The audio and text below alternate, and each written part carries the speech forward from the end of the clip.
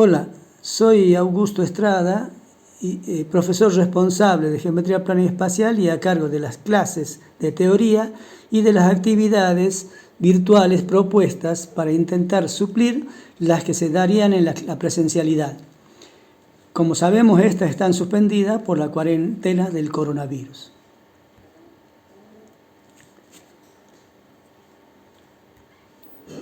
¿Qué vamos a hacer en Geometría Plana y Espacial? Tal vez se estarán preguntando ustedes. Vamos a estudiar la geometría sintética del plano y del espacio. ¿Qué es la geometría euclidiana sintética? Es la rama de la matemática que permite estudiar y construir la geometría del plano y del espacio de forma axiomática usando los postulados de Euclides. En geometría plana y espacial vamos a construir racionalmente la geometría siguiendo la siguiente secuencia lógica. Primero, enunciar sin definirlo algunos conceptos que llamaremos primitivos. Como podrán haber visto en el texto, estos conceptos son los puntos, las rectas, los planos y el mismo espacio. Recordemos que los conceptos primitivos son aquellos para los que no se da una definición formal. 2. Asumir como verdaderas ciertas proposiciones que relacionan los conceptos primitivos, enunciando los axiomas correspondientes. En el tema 1 que nos ocupará en esta clase, ustedes podrán haber leído que los axiomas que se enuncian son 8. Los 7 primeros se denominan axiomas de incidencia o enlace y el último el axioma de orden. Tercero, definir otros conceptos o relaciones entre los conceptos primitivos.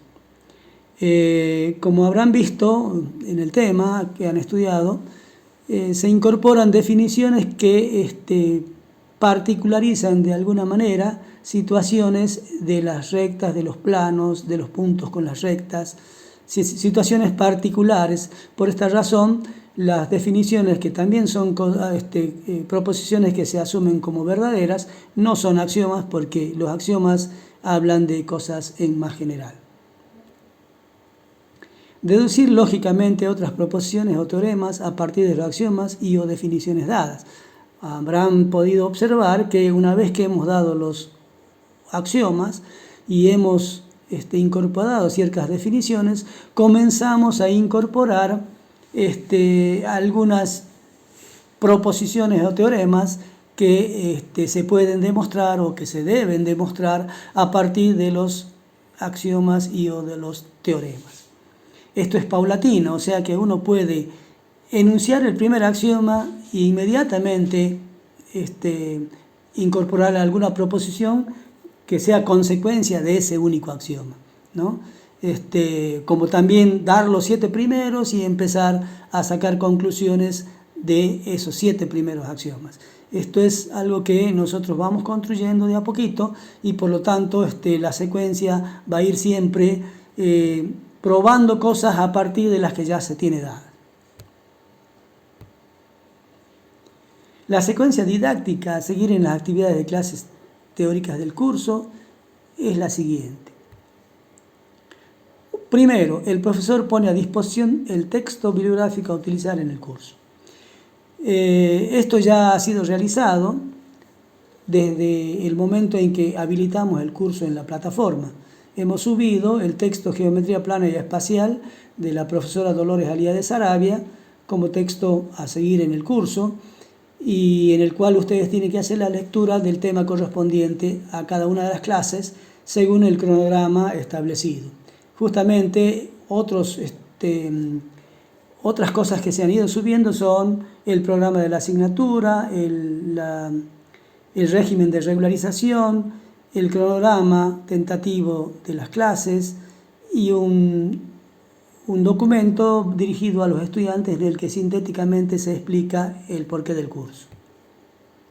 La segunda secuencia sería la lectura previa por parte de los estudiantes del tema a desarrollar en la clase. Se supone que ustedes en este momento que van a estar escuchando la clase ya han estudiado y leído el tema 1 del texto.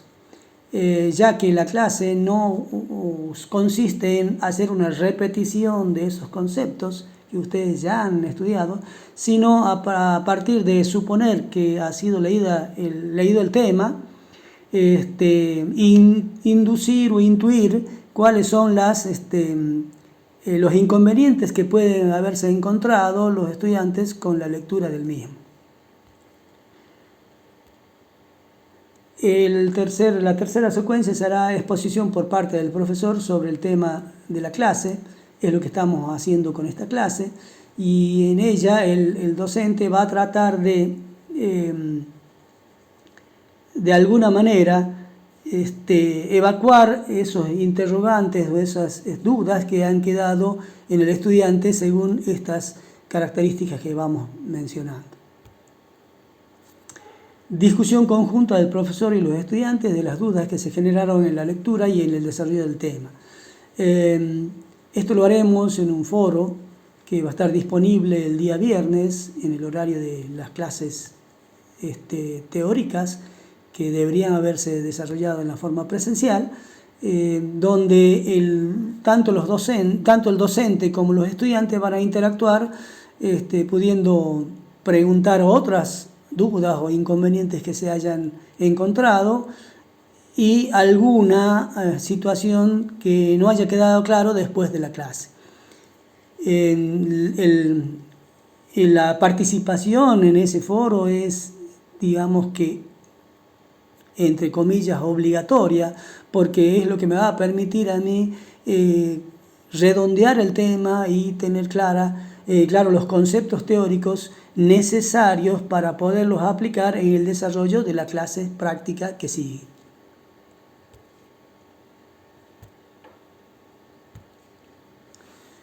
Bueno, empezando el desarrollo del tema 1, que son, como pueden haber visto en el texto, los conceptos básicos, vamos a hacer la pregunta: ¿cuáles son las dudas que la mayoría de los estudiantes tienen luego de haber leído el tema 1? ¿No? Esa es la pregunta que me hago yo. Entonces, en base a mi experiencia como docente en los cursos o años anteriores, yo estimo que estos son algunos de los interrogantes o de las cuestiones con las cuales han tenido inconvenientes los estudiantes. No logran comprender los axiomas, por lo que no saben aplicarlos. No logran comprender que las definiciones son equivalencias. Tienen dificultades para demostrar o justificar lo que hacen. Y tienen dificultades para expresar por comprensión conjuntos como los segmentos y las semirrectas. Vamos a tratar de, mediante ejemplos, ir desarrollando cada una de estas situaciones a fin de que podamos clarificar y hacer que las dudas queden evacuadas. Vamos con el primero, es decir, que los estudiantes no logran comprender los axiomas por lo que no saben aplicarlos. Vamos a tomar un ejemplo, como ejemplo el axioma 2, a los efectos de mostrar por qué y cómo sería la forma de comprender ese axioma y poder aplicarlo. Veamos qué dice el axioma 2. Los planos son subconjuntos propios del espacio y contienen por lo menos una recta y un punto no perteneciente a esa recta. La dificultad en la mayoría de los 4 puntos que hemos mencionado anteriormente tienen que ver con los conceptos previos que tienen los estudiantes de lógica y conjuntos y con la falta de trabajo en el nivel medio en cuanto a la forma de comprender los conceptos y no solo memorizar, ¿no? Se trabaja más mecánicamente y no se pide ningún tipo de justificación en el secundario, por lo cual eso cuesta cuando tenemos que hacerlo por primera vez. Ahora, con respecto a este axioma y en general a todos los axiomas, el problema de los estudiantes es que al no tener sus conceptos de lógica bien fuertes, ¿no es cierto?, sólidos, no logran distinguir que los axiomas son implicaciones, ¿no? Los axiomas están dados en forma coloquial y entonces al no distinguir qué es una implicación, no tienen claro qué es lo que necesitan saber para poder aplicarlos, ¿no es cierto? Entonces eso es lo que hay que tratar de lograr, entender cuál es la hipótesis y cuál es la tesis de esa implicación, a los efectos de saber que cuando yo tengo una implicación, la hipótesis es la que me permite concluir luego la tesis.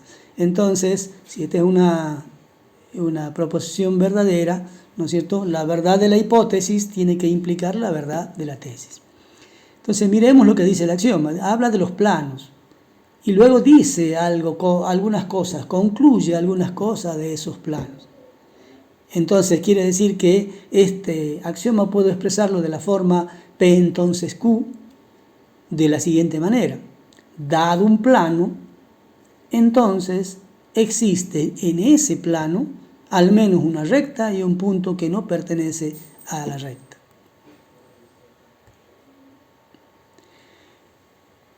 Si tenemos claro ya esta expresión de la forma P entonces Q y sabemos que la proposición es verdadera, es fácil, al menos si tengo los conceptos de lógica, concluir que la verdad de la hipótesis me va a permitir concluir la verdad de la tesis.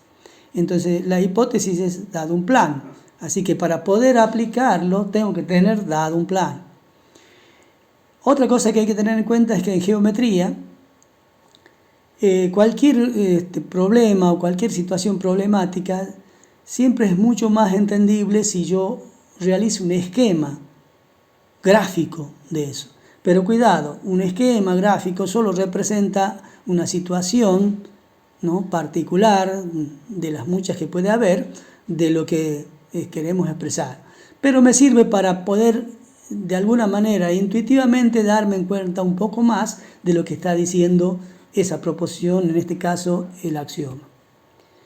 Dice la proposición dado un plano, entonces hago una esquemita de lo que podría representar un plano y le doy un nombre como pi, ya que hemos dicho que la notación que vamos a usar es las letras griegas. Luego viene el entonces, sabemos que eso está vinculado a una flechita, así que ponemos la flechita que es la que nos indica qué es lo que vamos a concluir.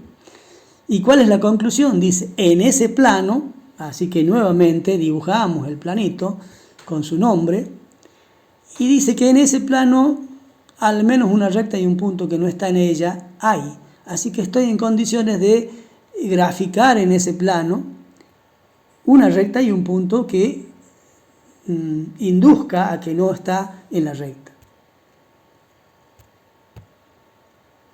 Ahí tenemos una recta, la podemos nombrar R, y ahí tenemos graficado el punto y le podemos dar el nombre de P. Acá fíjense que en el esquema está diciendo lo mismo, en forma esquemática, lo que está diciendo el axioma. Dado un plano, entonces el axioma me permite concluir que puedo tener en ese plano una recta y un punto fuera de esa recta.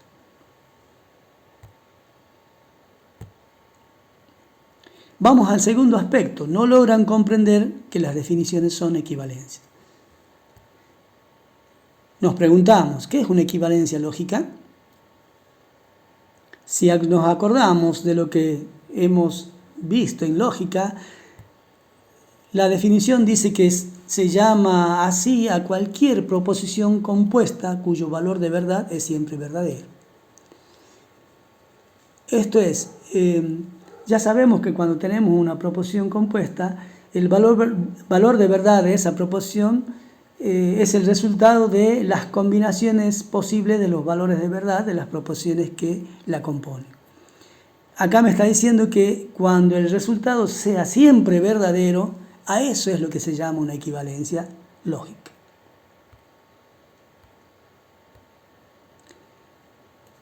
Así que si yo tengo dos proposiciones que nosotros las simbolizamos con letras minúsculas, P y Q, ¿no?, y decimos o sabemos que son equivalentes, entonces podemos afirmar que tienen el mismo valor de verdad.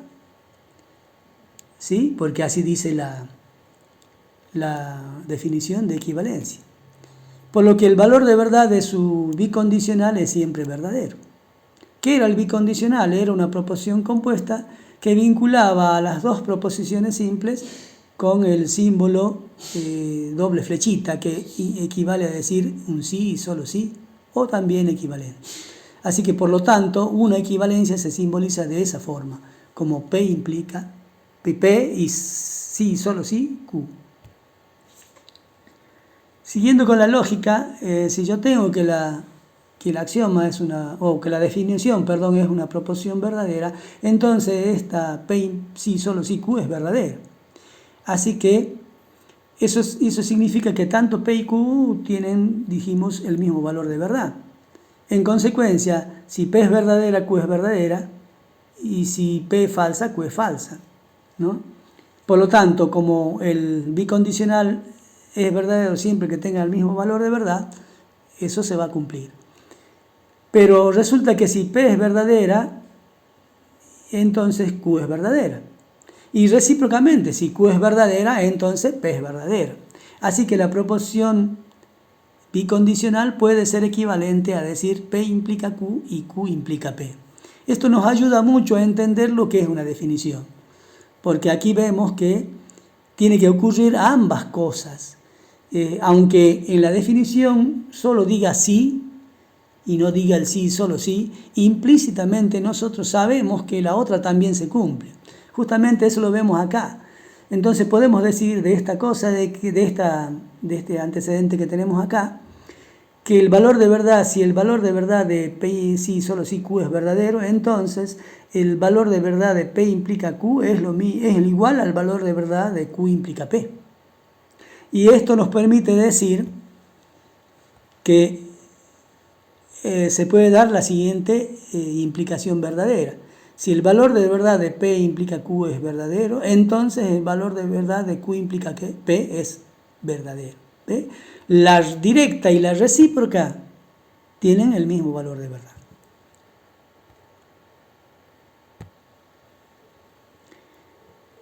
Siguiendo con este ítem, vamos a ver un ejemplito en el que podamos mostrar cómo se usa una definición, sabiendo ya ahora qué es una equivalencia. Vamos a tomar como ejemplo la definición de rectas secantes. Ella dice que dos rectas son secantes si tienen un único punto en común. Es decir, si la intersección de esas dos rectas es un conjunto unitario. Entonces vamos a hacer el trabajo de escribir o reescribir esta definición usando la forma P si solo si Q. La definición habla de dos rectas y dice que si son secantes, entonces tienen un único punto en común, ¿no es cierto? Es decir, si tienen un único punto en común, son secantes, está diciendo acá. Entonces, vamos a escribir esa proposición de la forma si solo si Q, P si solo si Q, y dice lo siguiente: dos rectas son secantes si y solo si su intersección es un conjunto unitario. Veamos ahora cómo podemos aplicar esta definición considerando que las rectas en cuestión son R y S. Entonces, para aplicar la definición tenemos que saber primero qué datos tenemos para aplicarle, ya que las definiciones son generales y se aplican a casos particulares. Entonces, yo tengo dadas dos rectas y tengo que ver qué información tenga de esas rectas. Si la información que tengo es que son secantes, entonces estoy en condición de concluir que su intersección es un conjunto unitario. Eso está expresado acá, ¿ve? Si sabemos que R y S son secantes, podemos concluir que podemos concluir por la definición que son rectas que tienen un único punto en común. Recíprocamente, si la información es que dos rectas tienen un único punto en común, podemos concluir por la definición que son secantes. Aquí podemos ver cómo la definición requiere que yo tenga claro si el dato que tengo es la hipótesis de la directa o el dato que tengo es la hipótesis de la recíproca, ¿no? Porque según sea eso, yo voy a poder concluir la conclusión correspondiente.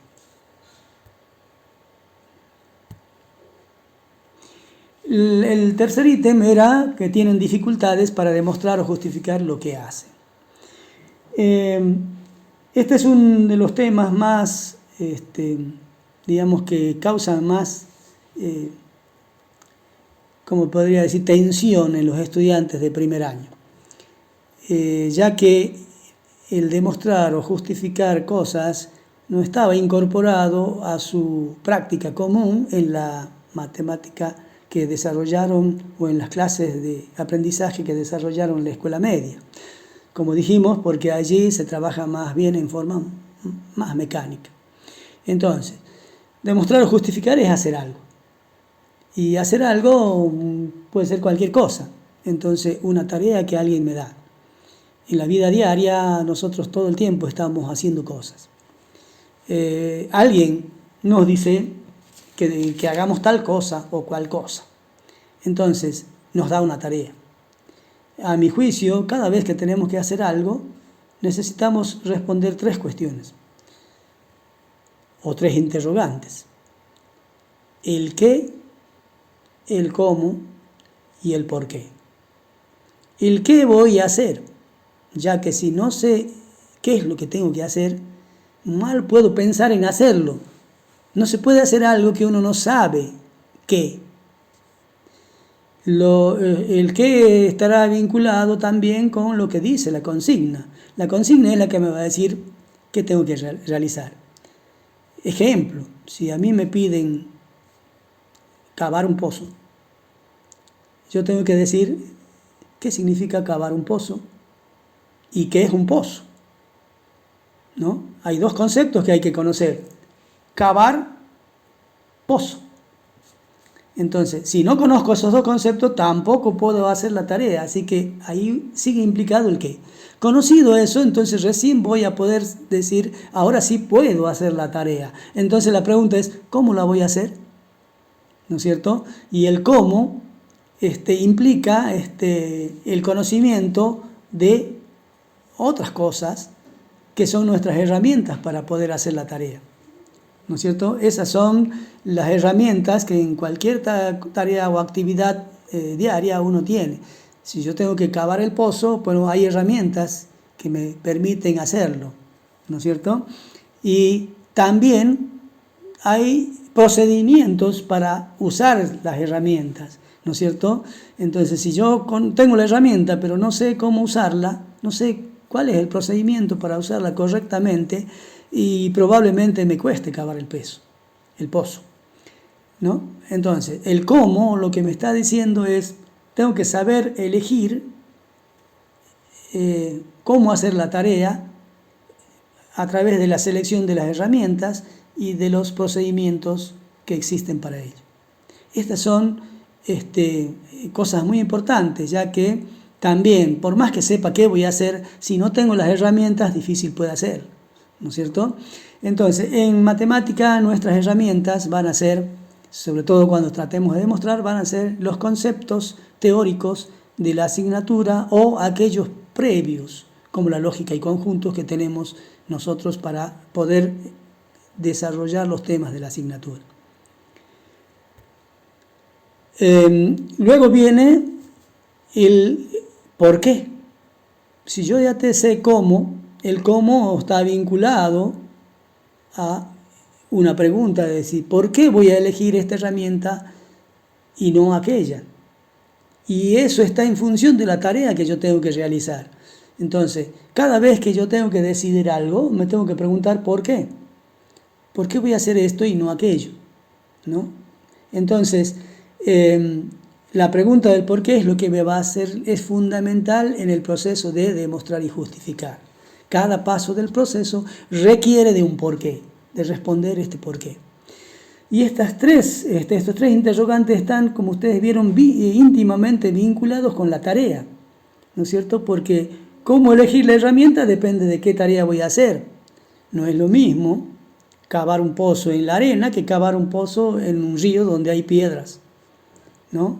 Por lo tanto, la herramienta que yo voy a seleccionar o que voy a utilizar va a ser diferente según se cabe el pozo en la arena o se cabe el pozo en un lecho de río o en un lecho rocoso, ¿no? Y entonces por eso es el por qué. ¿Ve? ¿Por qué voy a elegir esta y no aquella? Y porque estoy por cavar un pozo en la arena, entonces básicamente con una pala es suficiente para hacerlo. Ahora, ¿cómo se cava con una pala en la arena? Es distinto si yo tengo que cavar un pozo en piedras, porque ahí ya no uso la pala, uso otra herramienta. Pero también aquí, para cavar el pozo, y voy a tener que ver la forma del pozo, y con la pala voy a ir tratando de ir delineando esa forma, y entonces el procedimiento a realizar no va a ser lo mismo que sacar tierra nada más, sino que voy a ir ya delimitando la forma que quiero que tenga mi pozo. Bueno, si nosotros nos abocamos a que la tarea es una demostración, como dijimos, nuestras herramientas van a ser los conceptos involucrados en la proposición a demostrar, los conceptos previos que yo tengo que saber que están vinculados a esa proposición y responder estos tres interrogantes de forma continua, interactuando entre ellos para poder adoptar el camino más eficiente para hacer la demostración. Y en el cómo aparecerá los procedimientos de demostración de una implicación, que son los llamados métodos de demostración. Sabemos que hay dos grandes métodos, el directo y el indirecto. El indirecto tiene dos variantes, el de la contrarrecíproca y el del absurdo. Básicamente tienen muy poca diferencia.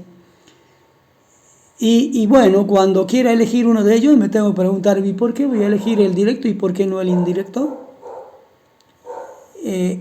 La pauta me lo va a dar la proposición que tengo que demostrar, la hipótesis que tengo y la conclusión que quiero sacar, porque analizando cada una de ellas puedo inferir cuál es el más adecuado para hacer. No hay receta para ello, tengo que analizar sí o sí cada proposición y adoptar el método que se adapte más a la demostración de esa proposición.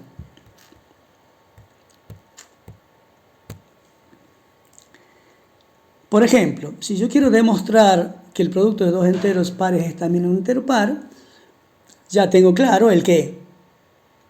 Demostrar que, dado dos enteros pares, si hago el producto, el resultado va a ser también un entero par, ¿no? Entonces la pregunta es, ¿qué es un entero par? Y un entero par es aquel número es aquel número entero que se puede expresar como el producto del 2 por un entero. La definición formal dice que un número entero es par si existe un entero tal que ese número se puede escribir como el producto de 2 por ese entero. Así que ahora yo quiero probar que el producto de esos dos números también es par, entonces tengo que hacer el producto y poderlo expresar de la forma 2 por un entero. O sea que eso es lo que tengo que tratar de conseguir.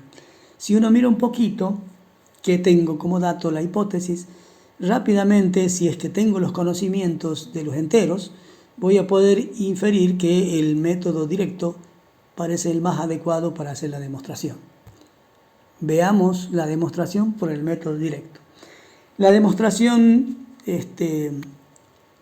en lógica, mediante un razonamiento lógico deductivo, es un proceso de pasos lógicos que uno es consecuencia del otro hasta llegar a la tesis, con lo cual hemos concluido que si la hipótesis era verdadera, la tesis también lo es. En la tablita se muestra la secuencia lógica de la demostración de esta proposición y vamos a ir analizando paso a paso qué es lo que ocurre. En la primera columna están las implicaciones, es decir, la flechita que me está diciendo que de esto voy a concluir esto otro. En la segunda están las cosas. En el primer En la primera secuencia, lo que tengo como dato, y luego a partir de ese dato voy a ir sacando conclusiones verdaderas a partir de la verdad de lo primero. ¿Qué teníamos como dato? 2 enteros pares. Eso significa que teníamos que existían enteros, K1 y K2, llamémoslo, de tal manera que el número X se podía expresar como 2K1 y el número Y como 2K2. ¿Qué es lo que justifica eso? ¿Por qué yo puedo afirmar eso? Por hipótesis, ya que la hipótesis dice que tenemos eso, y por la definición de número par en Z, que dice que si es par tiene que expresarse de esa forma. Esto es el porqué. Es decir, cada paso que doy voy poniendo el porqué, me voy preguntando por qué puedo afirmar esto, y entonces si no logro decir eso es porque yo no tengo claro qué es lo que estoy haciendo. Vamos a la segunda secuencia. Entonces puedo decir de que si miro estas dos, y como yo quiero el producto, si multiplico ambos miembros, ¿no es cierto?, de las igualdades X e Y, voy a obtener el producto de las segundas. ¿Eso por qué? Porque nosotros sabemos que en los enteros, dadas dos igualdades, si las multiplico miembro a miembro, primer miembro por primer miembro, segundo por segundo, obtengo una igualdad que también es verdadera. Así que en consecuencia esto es verdadero por esa proposición. La tercera secuencia simplemente es pensar en lo que tengo que obtener. Yo tengo que obtener el producto de X por Y de la forma 2 por un número entero. Entonces saco factor común 2, asocio y ya tengo la expresión de X por Y como 2 por algo. ¿Pero qué es ese algo? Es el producto de 2 por K1 y K2, que son todos números enteros. Y nosotros, si recordamos, el producto de 2 o más enteros es también un entero, por la ley de cierre en los enteros del producto.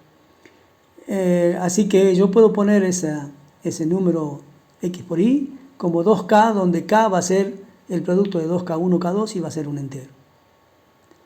Consecuencia, ya he podido expresar el XY de la forma 2K con K entero, así que puedo aplicar la definición de entero par en Z, que dice que si eso es posible, ese número es par. Conclusión, puedo afirmar que X por Y es un par. El último ítem dice que los estudiantes tienen dificultades para expresar por comprensión conjuntos como los segmentos y semirrectas. Cabe preguntarse, ¿qué significa expresar un conjunto por comprensión? Si recordamos un poquito lo que vimos en conjuntos, un conjunto se expresa por comprensión cuando es un conjunto infinito. Ya sabemos que los segmentos y las semirrectas son conjuntos infinitos.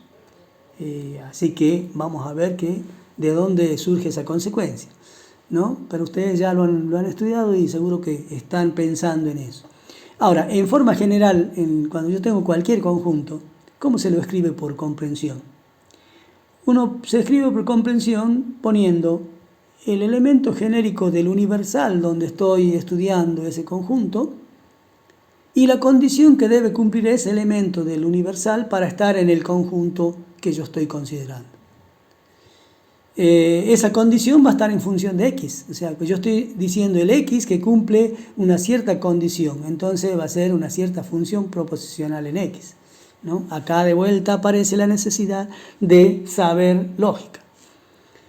Si simbolizamos el A como el conjunto, el U como el universal y el X un elemento genérico del universal y como P de X la función proposicional, entonces al conjunto A lo podemos escribir de la forma A igual a X perteneciente a U, tal que se cumple P de X.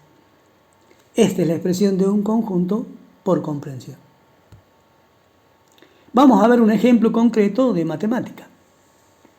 Si consideramos que el universal en el cual vamos a trabajar es el conjunto de los reales y tomamos en él el conjunto A, que es el de los reales positivos, si llamamos X a un número real cualquiera, entonces la expresión por comprensión del conjunto A va a ser, siguiendo lo general de arriba, va a ser el A va a ser el conjunto de los X que pertenecen a los reales, tal que X es mayor que 0, ya que la relación de orden en los reales es la de mayor que o menor que es su inversa, ¿no? Y entonces cuando decimos que un número es positivo es porque es mayor que el 0.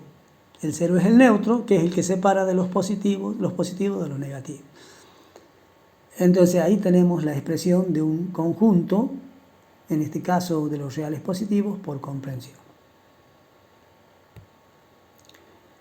Bueno, para estudiar las rectas, dentro de las rectas los subconjuntos que son los segmentos y las semirrectas, necesitamos de recordar el axioma 8. ¿Y qué consecuencias trae ese axioma? Una de esas consecuencias es que la recta es un conjunto infinito y ordenado con una relación de orden precede a.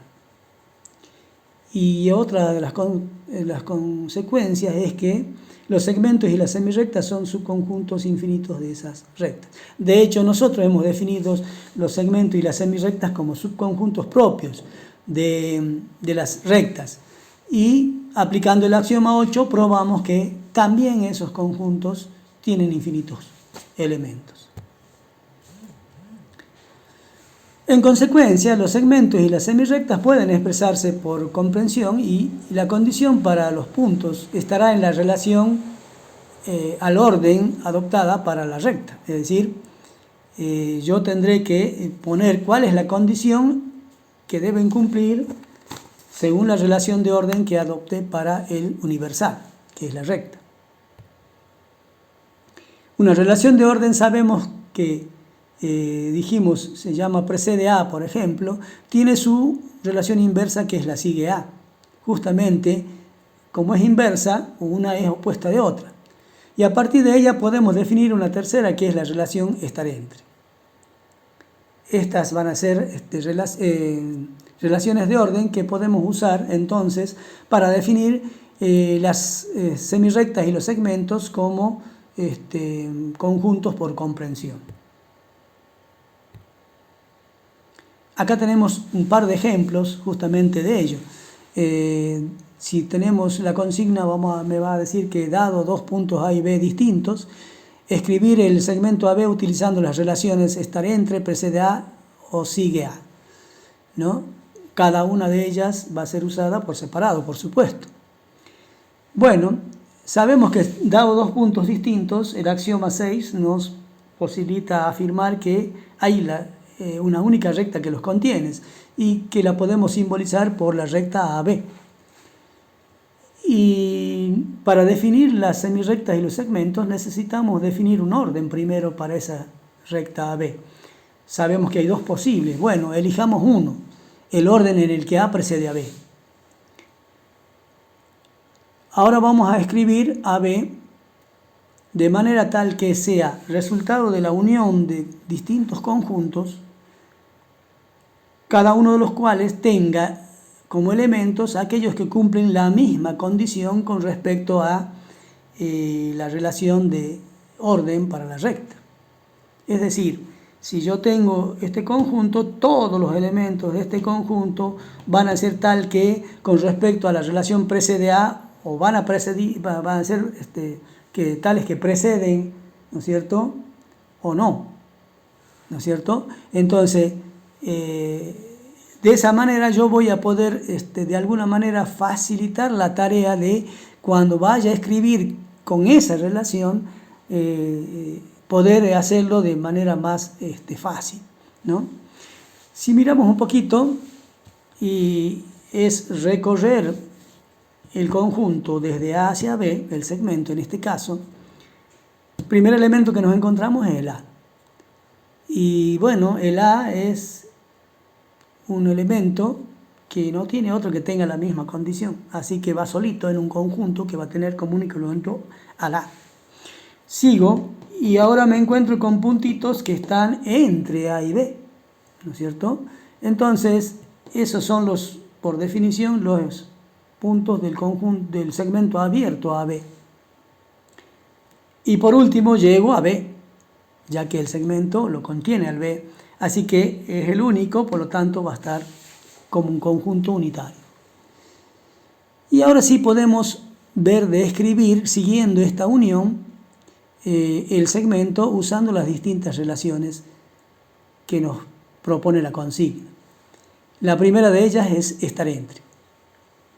Entonces, como dijimos, tenemos que expresar el AB como los X que pertenecen a la universal. El universal es la recta, entonces será los X que pertenecen a la recta AB, tal que. Tiene que estar los del primer conjunto, el único que está ahí es el A, entonces X tiene que ser igual a A. Tienen que estar los del segundo conjunto, esos son los que están entre A y B, entonces voy a decir que X está entre A y B. También tiene que contener a los del último conjunto, que el único elemento es el B, o sea que tengo que tener que X igual a B. Como estamos haciendo unión, la definición de unión me dice que en la unión están los del primer conjunto, o los del segundo, o los del tercero. Es por eso que aquí aparece de la forma X igual a A, o X está entre A y B, o X igual a B. Si queremos expresarlo de la forma precede a, lo único que tenemos es que mirar cuál es la condición que cumplen los conjuntos en relación a esa relación de orden. El primero es X igual a A, no precede a nadie, así que es X igual a A. Luego vamos al otro conjuntito y entonces tenemos que acordarnos de lo que dice la relación estar entre. ¿Cómo se define la relación estar entre? Si yo digo que el X está entre A y B, la definición dice que entonces el A precede al X y el X precede al B. Así que eso es lo que escribo. El X precede a A y el X precede a. El A precede al X y el X precede al B, que son justamente los del segmento abierto. Y por último tiene que estar B, así que o X igual a B. Si vamos a la otra, que es la relación inversa, es mucho más fácil porque ya sabemos que la inversa lo que hace es alterar el orden, cambiando la relación precede por sigue. Entonces, si miramos lo que está arriba, va a ser lo mismo. X precede perteneciente a B, tal que X es igual a A, o, y aquí intercambiamos A por X y usamos sigue en lugar de precede, X sigue a A, ¿no es cierto? Y B sigue a X, o X igual a B. Fíjense que lo único que tenemos que tener en cuenta y tener cuidado es en poder hacer ese desglose como unión de los conjuntos que tienen la misma característica cuando yo estoy recorriéndolos, ¿no es cierto?, para poder expresarlo en una única expresión que vale para todos. En el segundo ejemplo hacemos lo mismo pero una semirrecta. Entonces, a diferencia del segmento, acá en la semirrecta va a depender si yo quiero expresar la relación, la relación estar entre o alguna de las otras dos. Entonces, para la relación precede a o sigue a, teniendo en cuenta que una semirrecta tiene un primer elemento, entonces ese primer elemento va a preceder a todos los demás. Así que no hace falta separar tanto porque el punto B va a ser precedido por A, así que entonces va a estar en la tipificación de decir que A lo precede al X. En este caso será que el X va a ser B, pero puede ser cualquiera de los otros. Entonces, por eso hacemos esas dos separaciones y vamos a usar una para el estar entre y la otra para cuando usemos la precede o la sigue. En el primer caso, si vamos recorriendo, será X tiene que estar igual a A, o X está entre A y B por el segmento abierto a B, o X igual a B, o, ¿no es cierto?, B está entre A y X, porque ahora estamos en la parte en la cual hemos pasado a B, y entonces el X es tal que B lo precede. Pero como A precede a B, entonces el B está entre A y X. Siempre que estamos trabajando con la relación a estar entre, tenemos que tener 3 puntos. 2 para poder comparar el tercero con esos 2, diciendo si está entre o no está entre. Si vamos a al uso del precede a o el sigue a, vamos a usar la segunda expresión, como unión de A, unión a B. Ahí hay aparentemente un error de simbología. Ya sabemos que si ya está acá, acá no puede estar porque no se debe repetir los elementos. Entonces esta es la semirrecta AB, ¿sí? Pero semirrecta AB abierta, es decir, que no contiene al punto A. Entonces ahí vamos a tener que el X es igual a A o el A precede al X, porque como A es el primer elemento, precede a todos, así que listo, con eso ya hemos tipificado a todos y cada uno de los elementos del conjunto. Y por último, en la otra, lo único que tenemos que cambiar es precede por sigue e invertir, y dirá X igual a A o X sigue a A.